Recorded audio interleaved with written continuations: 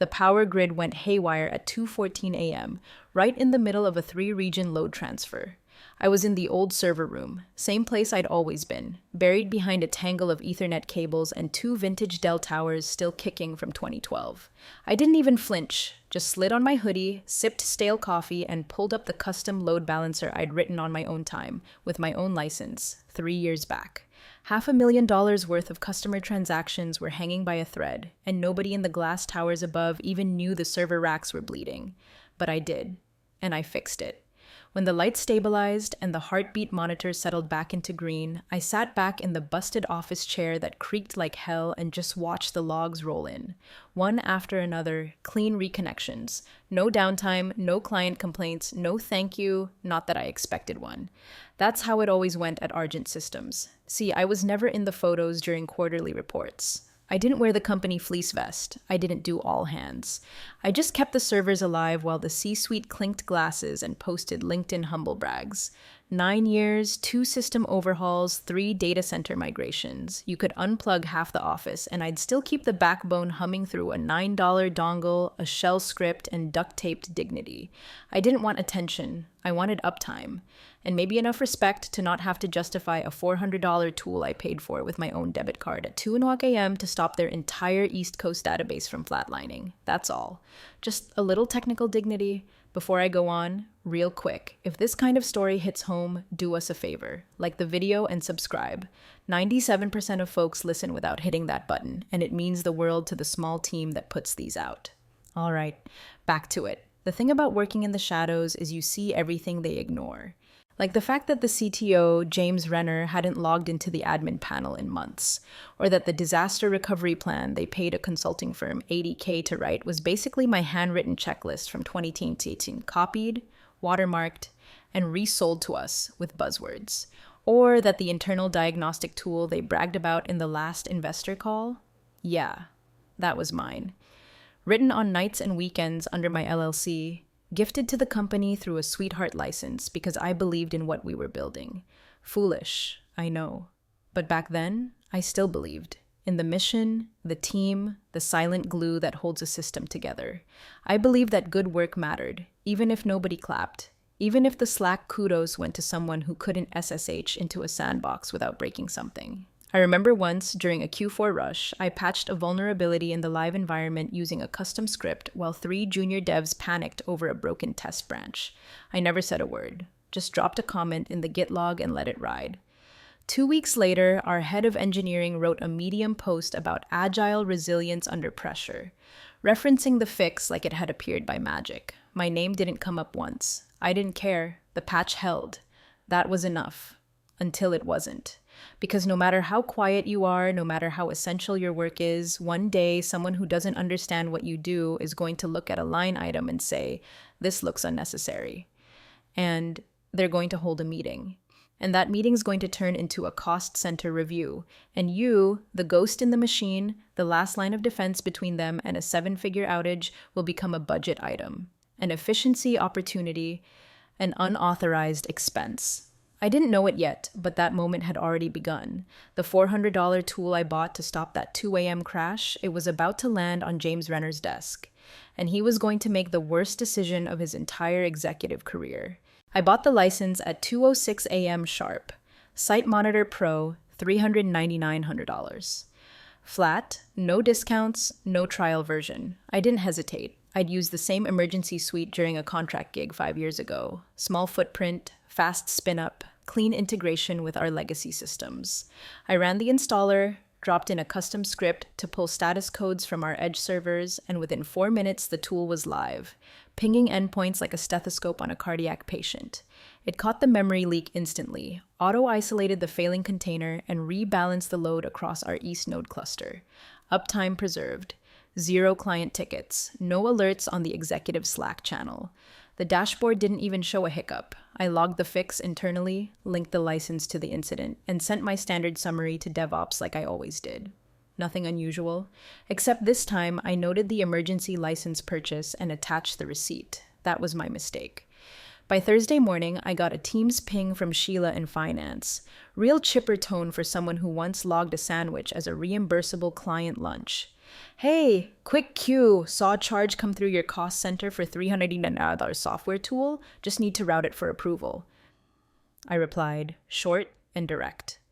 Emergency license, my personal card. Used to resolve incident number 3402. Not requesting reimbursement.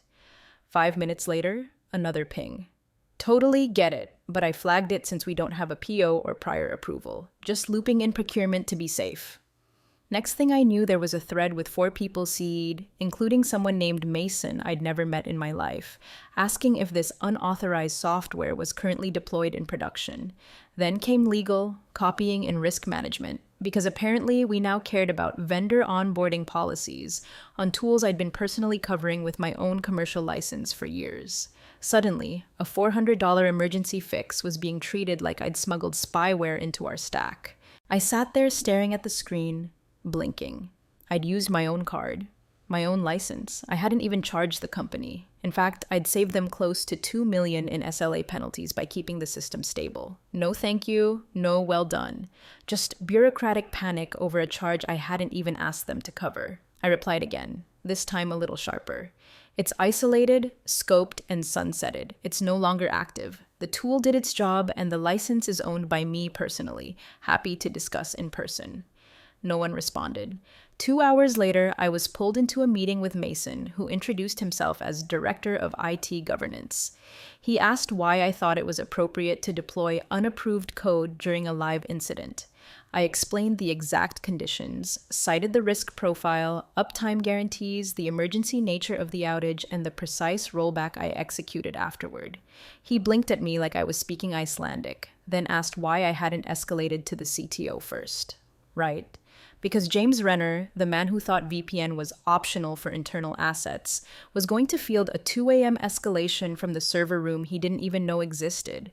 I kept it professional. I didn't raise my voice. But something in my gut shifted that day. It wasn't just the scrutiny, it was the way their eyes looked through me, like I was some rogue variable instead of the reason their bonus metrics hadn't imploded by sunrise. For years, I'd quietly funded stopgap tools, plugged leaks, patched holes, and smoothed over code written by people who'd long since moved on. My LLC had licenses tied to 4 of the monitoring tools they still use daily. All of it above board, documented, and discounted, because I never asked for a cent more than what kept the lights on. But now I was a compliance risk. James didn't even message me, just forwarded the thread with one line, "Let's talk tomorrow. Come up to 18th. And that's when I knew something was off. This wasn't a conversation. This was a setup. The elevator ride to the 8th floor felt longer than usual, like the cables were second-guessing every floor. I stood alone, holding the printout of the incident report, thinking maybe James just wanted to talk. Maybe he'd ask what happened, hear me out, give me space to explain. We weren't friends, but I'd presented at his onboarding session. I'd held this company together with zip ties and faith. Maybe he remembered that.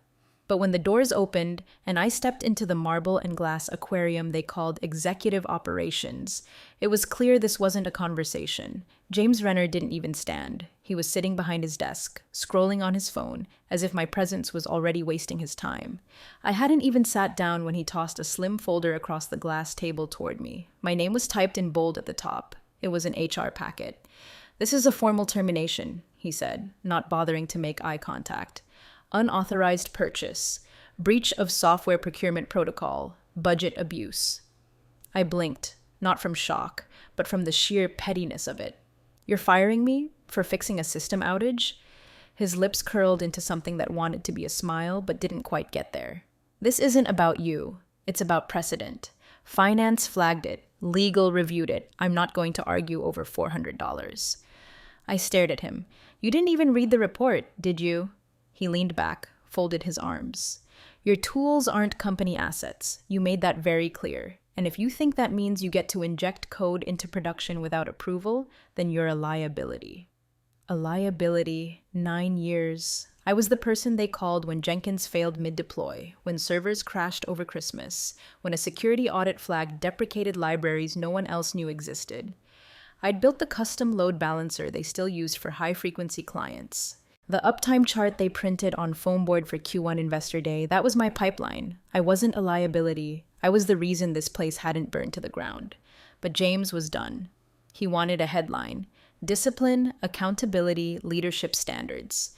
I was a footnote to a story he was trying to tell investors, a scalped example taped to the whiteboard. "There's a box waiting at your desk," he said. "You'll be escorted out by end of day." I waited a beat. No handshake, no thanks, no mention of the hundreds of after-hours calls, the on-call rotations I picked up solo, the hundreds of thousands of dollars in server failure costs I'd quietly averted. I took the packet, walked out without a word. As the elevator doors closed again, I didn't cry. I didn't shake. I just stared at my reflection in the mirrored wall, watching the rage spread behind my own eyes like a sunrise. It wasn't the firing. I'd been half expecting that day to come eventually. It was the disrespect, the erasure, as if I'd never mattered, as if the uptime, the patches, the tools, the systems, none of it had weight. I wasn't going to scream. I wasn't going to plead. But something clicked in me, hard and final. They wanted to play by the book, then it was time to open the book. Page 1. The software license agreements James had never once bothered to read. I didn't make a scene.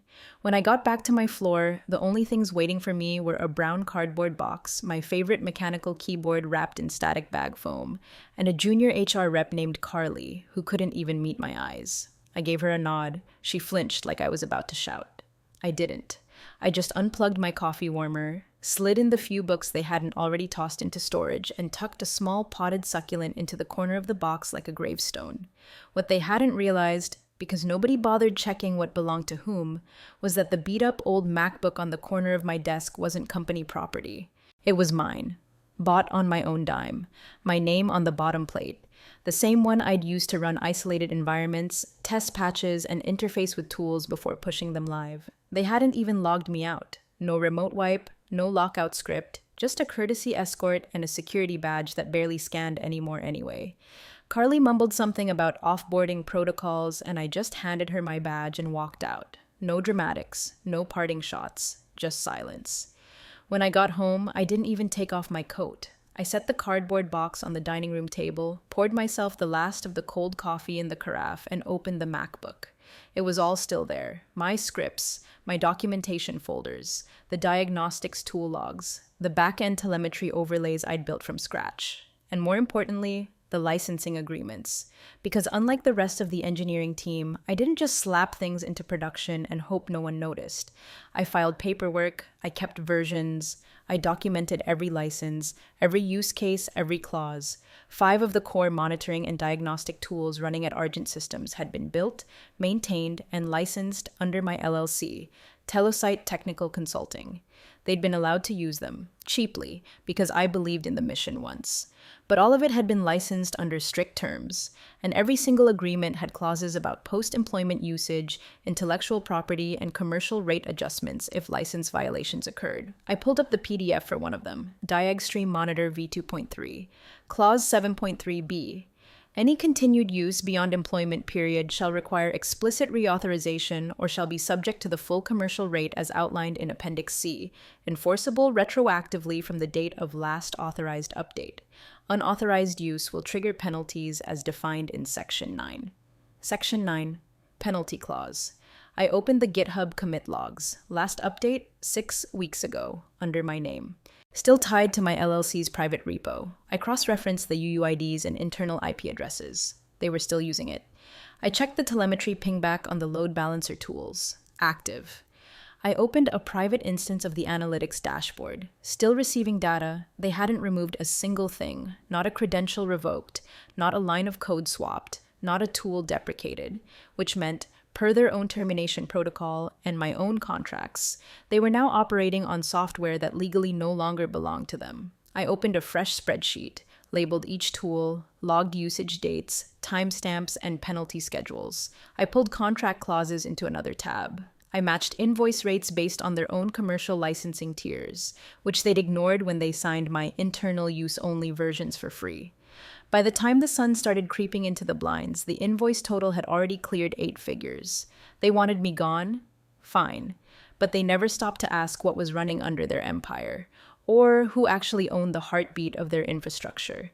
And now I wasn't just their former engineer, I was their vendor, unpaid. And the clock was ticking. I wasn't rushing, I wasn't ranting, I was cataloging.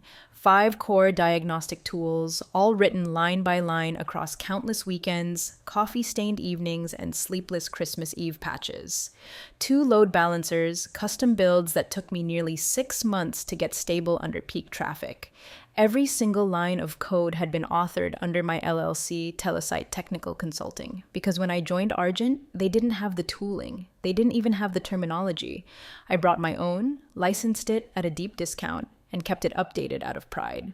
But I was never sloppy. I had the paper trail, the EULAs signed, the deployment logs time-stamped. Every production push had a corresponding commit tagged with my personal email, with license IDs embedded in comments.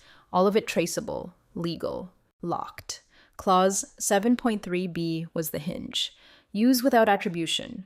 The clause stated, plainly, that post-employment use of any Telesite-authored software triggered an automatic elevation to full commercial rate unless decommissioned within 48 hours. It was written to protect my IP in case someone pulled a stunt exactly like this. If they fired me and didn't deactivate the tools, they'd owe. Simple as that. So I pulled up the logs, Diagstream Monitor active, Net Pulse Integrity Watcher active, Load Balancer Nova active, Uptime Shield active, Latency Sniff active. Even the internal help desk bot I wrote to automate status queries was still pinging the Telesite API endpoints for replies. It had answered 24 tickets that morning alone. They hadn't touched a thing. No offboarding, no code swap, no credential revokes, nothing. They'd fired me, wiped their hands, and walked away like my tools were company stock. Like I hadn't made it crystal clear in every legal document that these tools were leased, not gifted. I checked the source IPs, still matching their internal subnets. I cross-referenced deployment hashes against the last builds I'd uploaded to the license server. All current. No unauthorized forks, no replacements, no rollback. They were running my architecture without even trying to cover their tracks. And what made it worse, what made it laughable, was how aggressively James Renner had dismissed me. "You're not special." He said that, while running half the production environment on code that legally required a per-seat license fee now that I was gone. I opened the licensing dashboard. It showed active pings from 73 servers, each one, under the license terms, billed per node per 30-day cycle, retroactively with escalation penalties for breach. I cracked my knuckles. This wasn't revenge. This was enforcement. This was every invoice they avoided, every hour I billed at zero, every system I stabilized without recognition. All of it, now counted, monetized, and enforceable. I wasn't angry anymore. I was calm, strategic, and for the first time in 9 years, fully in control. The invoice wasn't loud. It didn't scream, didn't threaten, didn't beg. It was a PDF. 4 pages, simple formatting, my LLC header in the top left corner, invoice number 2023 on 1120, stamped clean in black Arial font. Just a quiet piece of paper. But it carried 9 years of silence with it, and 121,880 in damages. I itemized everything. Line 1, Diagstream Monitor, 73 nodes, 1,825 days of continuous post-employment usage at $120 day node, plus 18% breach penalty per quarter. Line 2, Load Balancer Nova, dual-tier architecture, distributed license across 9 regions, rate based on throughput tier negotiated in 2018, Appendix B, penalty escalated to commercial rate after 48-hour deactivation clause expired. Line 3, Uptime Shield, Net Pulse, Latency Sniff, all similar in scope, each tied to logs, screenshots, pings, and Git hashes verifying production deployment. Subtotal, $11.8 million. Penalties, $3.5 million. Total, $15,321,180, due within 30 calendar days per license agreement, Section 10. Attached to the invoice was a zip folder labeled Evidence Packet A. Inside, all 7 contracts with timestamps, signatures, license clause highlights, Git logs showing most recent commits and author tags, API usage reports tied to their internal IP blocks, screenshots of the active dashboard still running on their own status pages, and the master license agreement, co-signed by the previous CTO and general counsel in 2016, renewed twice, never revoked. I even included a friendly summary page. No emotion, no fire, just per clause 7.3b, continued use following termination triggers commercial license escalation. As of your failure to deactivate the software within the contractual 48-hour window, commercial terms apply retroactively from last authorized usage. See attached. Then I addressed the email to legal@argentcorp.io. CC'd audit@board.argentcorp.io. Subject line: formal invoice, license breach penalty per 7.3b, Telosite Technical Consulting LLC. I sat with my finger on the mouse for a moment, not out of doubt, just a quiet pause. This wasn't a tantrum, it wasn't vengeance, it was accounting. I clicked send, and then I closed the laptop and walked outside barefoot into the backyard. It was dusk and the air smelled like late spring, cut grass, rain-soaked soil, the scent of distant barbecue from someone's weekend prep. For the first time in months, my shoulders dropped, my jaw unclenched. I hadn't raised my voice. I hadn't stormed an office or sent angry texts. I didn't need to. My silence had done all the heavy lifting.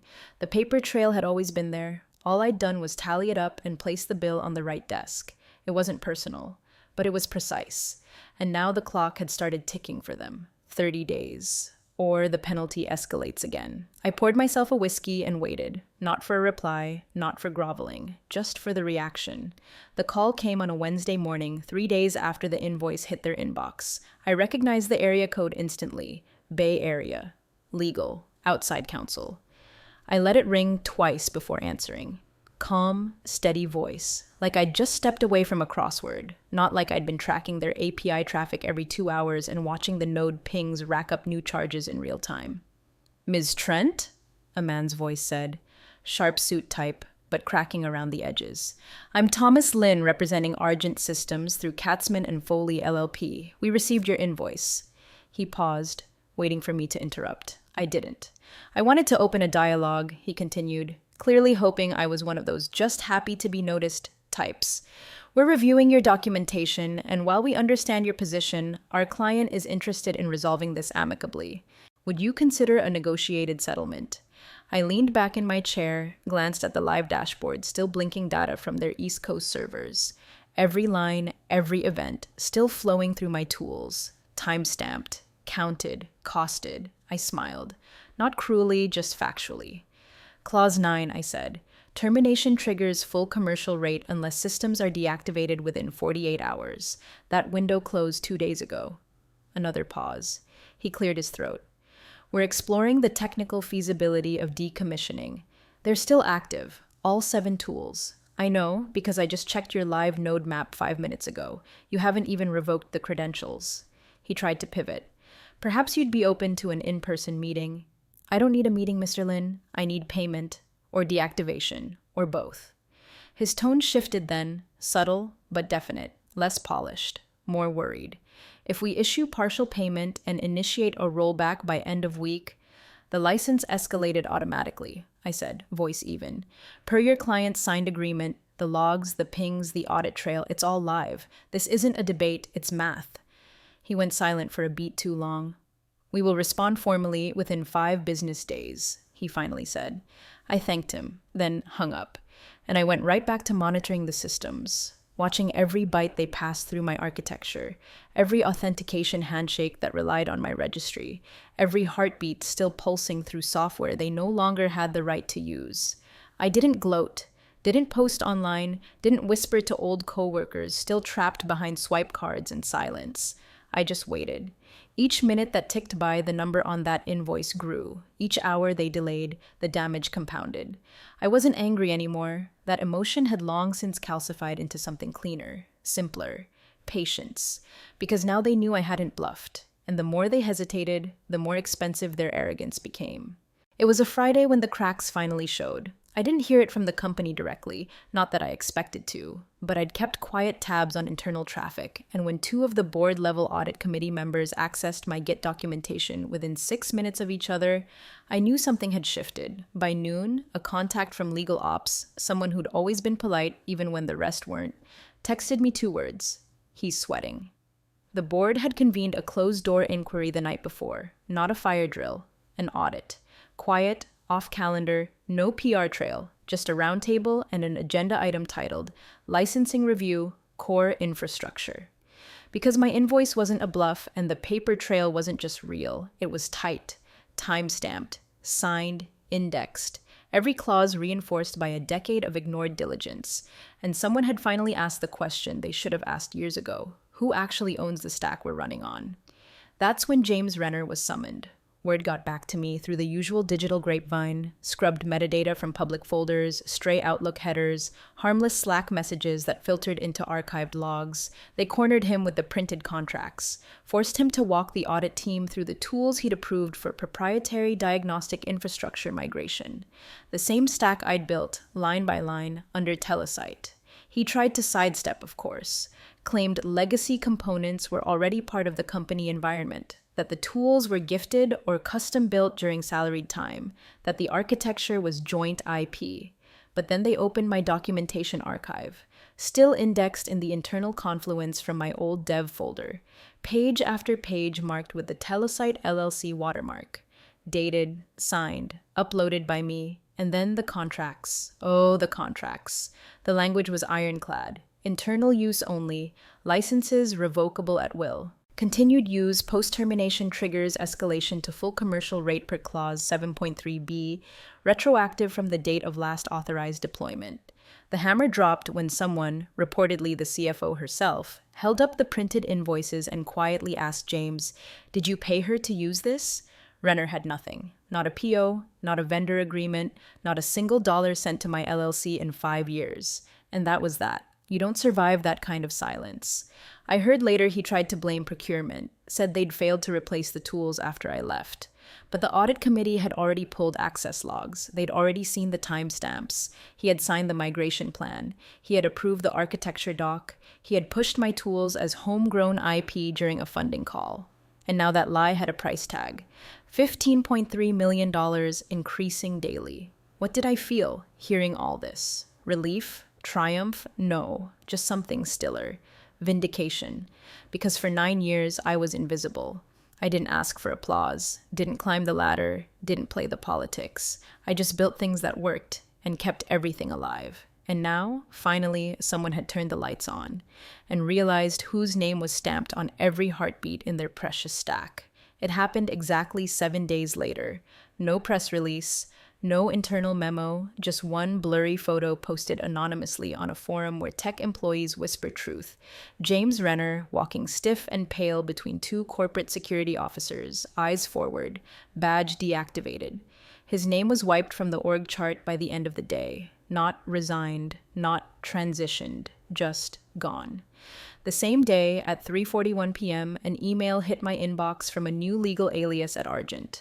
Silent, efficient, surgical. It had no greeting, no apology, no justification, just a subject line. Settlement terms, license breach, Telesite LLC. My invoice had been paid in full, every dollar. $15,121,880, wired to the account listed on file, along with a digital signature on the pre-negotiated silence clause. They didn't want a lawsuit. They didn't want discovery. They just wanted the bleeding to stop. I didn't reply. I didn't have to. Instead, I sat still in my kitchen, sun pouring across the tile, laptop screen open to a new tab with nothing but the blinking cursor of a new Git project. I poured myself the good coffee. I cashed the check. And for the first time in years, I closed every Argent window on my desktop. But the silence didn't last long. 3 weeks later, my personal cell rang, an unfamiliar number from Austin. I almost ignored it. Almost. "Hi, this is Liza from Virion Systems," the voice said, calm, direct. "We've seen your architecture work, particularly the Telesite stack. We'd like to talk." I didn't answer right away, just let the moment stretch. "We're building something bigger," she added, "from the ground up, and we don't want someone loud, we want someone proven." There it was, not legacy, not invisible, proven. I didn't gloat, I didn't post a thread, I didn't name names or burn bridges I didn't need to. Because sometimes the best revenge isn't revenge at all. It's building something they can't erase and letting silence do the talking.